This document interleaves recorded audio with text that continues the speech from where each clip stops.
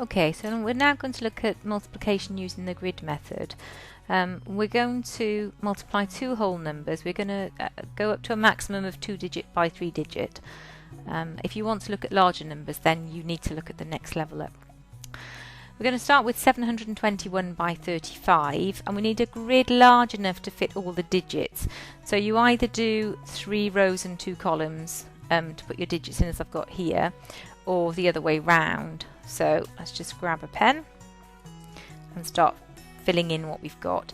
So in this row we're going to write 700 and 20 and 1. So that's our 721, 30 and 5 at the top. And now we're going to start multiplying.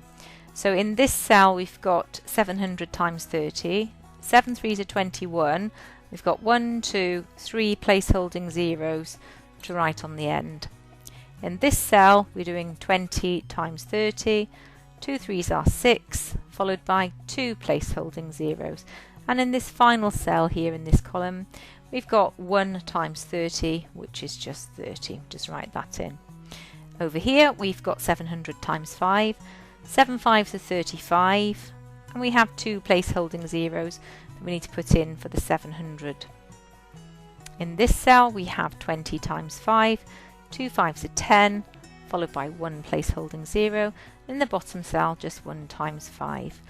Now if we add the pairs of cells here, add these together and total on the end, in fact I don't know why I just didn't make that into a plus, there we go, then we can total up what we get. So we've got 21,000 and 3,500, so 24,500 from the first pair. We've got 700 from the second pair, which I'm going to line up correctly on the units as usual, and 35 for the last.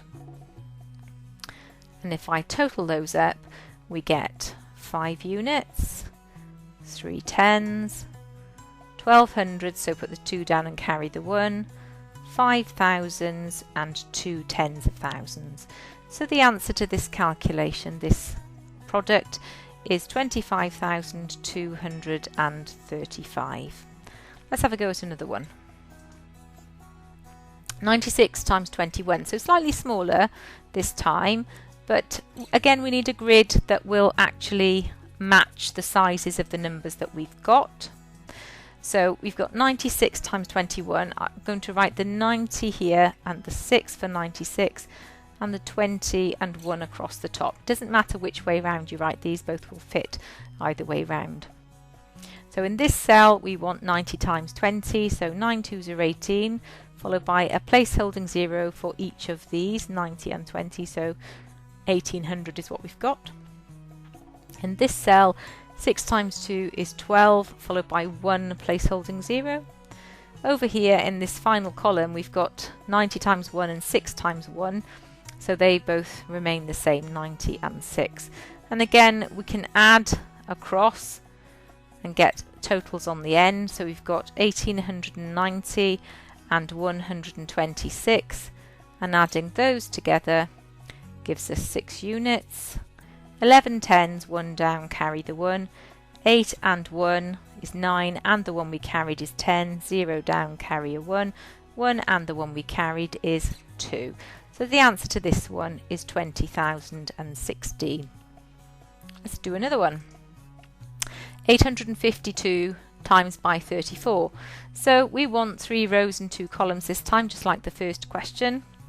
And we split our number up as 800, 50 and 2, and 30 and 4 across the top. So in this cell we want 800 times 30, so 8 3s are 24, followed by 3 placeholding zeros. In this cell 5 3s are 15, followed by 2 placeholding zeros, 1 for the 50 and 1 for the 30. In this cell we want 2 3s are 6, followed by the 1 placeholding 0 that comes from the 30 there. In this cell 8 4s are 32, followed by these 2 placeholding zeros.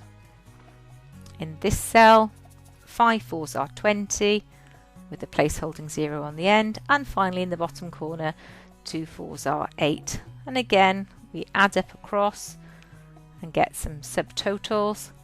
So we have 24,000 and 3,200, 27,200. 1,500 and 200 is 1,700, and again be careful to line up your units correctly so that your addition is correct. 6 and 8 is 68, pop that on the end. Now we just need to add up, and we get 8 units and 6 tens and 9 hundreds, 8 thousands and 2 tens of thousands. So no carrying that time, joyful. 28,968 is the answer to that one. Let's do another one and then you can have a bit more practice on your own. So again, a 3-digit times a 2-digit, so we need the same size grid as we had before. But do we? Well, if you look at this number 207, we don't actually have any tens to write in that middle row, so we don't actually need to put it in. We could have omitted that row altogether and we would still have been correct. And just be careful with that. Don't just sort of go in and assume that you'll always need this size. If you do have some missing, something missing from one of your place values, like this 0 in the middle here, then you can just miss a row out. If you put it in, it doesn't matter. It's not a problem.